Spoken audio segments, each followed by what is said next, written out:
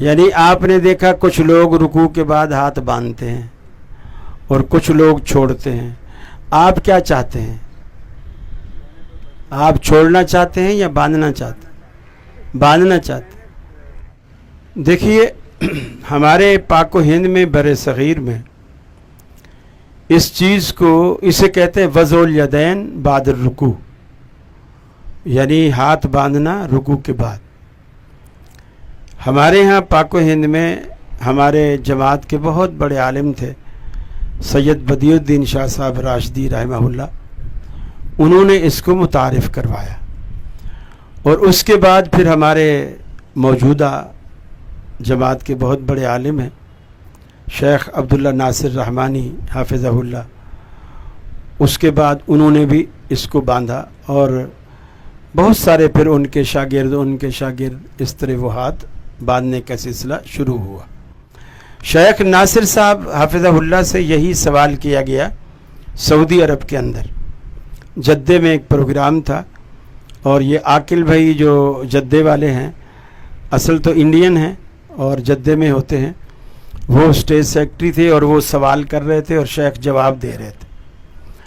تو یہی سوال شیخ صاحب سے، شیخ ناصر صاحب سے کیا گیا تو انہوں نے فرمایا حدیث میں صراحتاً نہ تو رکوع کے بعد ہاتھ باندھنے کی کوئی حدیث ہے اور نہ صراحتاً رکوع کے بعد ہاتھ چھوڑنے کی حدیث ہے. اور یہ بات درست ہے، یہ بات 100% درست ہے کہ رکوع کے بعد نہ تو حدیث نے یہ بیان کیا کہ اللہ کے رسول نے ہاتھ باندھے اور نہ یہ بیان کیا کہ رکوع کے بعد آپ نے ہاتھ چھوڑے. اب سوال یہ ہے کہ باندھنے والے پھر کیوں باندھتے ہیں اور چھوڑنے والے پھر کیوں چھوڑتے ہیں؟ باندھنے والے اس لیے باندھتے ہیں کہ سنن نسائی میں ایک روایت ہے، اس روایت کے الفاظ یہ ہیں کہ اذا قام فی الصلاۃ، اللہ کے رسول جب بھی نماز میں کھڑے ہوتے تھے تو وضع یدہ الیمنی علی یدہ الیسری، آپ جب بھی نماز میں کھڑے ہوتے تھے آپ دایاں ہاتھ بائیں کے اوپر رکھ لیتے تھے. اذا قام فی الصلاۃ، جب بھی نماز میں کھڑے ہوتے تھے دایاں ہاتھ بائیں کے اوپر رکھ لیتے تھے. اب وہ کہتے ہیں کہ رکوع کے بعد بھی چونکہ ہم کھڑے ہوئے ہیں تو یہ حدیث میں صراحت آ گئی ہے کہ جب بھی اللہ کے رسول کھڑے ہوتے تھے تو ہاتھ باندھتے تھے. ہم یہ کہتے ہیں کہ یہ جو کھڑے ہونا ہے اس سے رکوع کے بعد والا کھڑا ہونا نہیں ہے، رکوع سے پہلے والا کھڑا ہونا ہے. پھر جس طرح انہوں نے لفظ پکڑے نا کہ حدیث میں آیا اذا قام، جب بھی کھڑے ہوتے تھے، عموم ہے، جب بھی کھڑے ہوتے تھے تو ہاتھ باندھتے تھے. تو اسی طرح حدیث میں آتا ہے اذا قعد فی الصلاۃ، آپ جب بھی نماز میں بیٹھتے تھے، اذا قعد، اور بعض روایتوں میں اذا جالس، جب بھی آپ نماز میں بیٹھتے تھے، جیسے اذا قام جب بھی کھڑے ہوتے تھے، ایسے ہے اذا قعد یا اذا جالس جب بھی بیٹھتے تھے وضع یدہ الیمنی علی فخذہ الیمنی وضع یدہ الیسری علی فخذہ الیسری. آپ جب بھی نماز میں بیٹھتے تھے دایاں ہاتھ دائیں گھٹنے پر اور بایاں ہاتھ بائیں گھٹنے پر. جب بھی بیٹھتے تھے دایاں ہاتھ دائیں گھٹنے پر، بایاں ہاتھ بائیں گھٹنے، اور جب بھی کھڑے ہوتے تھے بایاں ہاتھ دایاں ہاتھ بائیں ہاتھ کے اوپر رکھ لیتے تھے، یعنی ہاتھ باندھ لیتے تھے.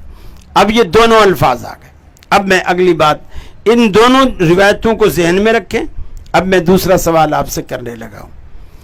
ایک شخص لنگڑا ہے، بیساکھیوں سے چل کر آیا ہے مسجد میں، یا اس کے گھٹنوں میں شدید تکلیف ہے، وہ بیٹھ کر نماز پڑھ رہا ہے، وہ بیٹھ کر نماز پڑھ رہا ہے.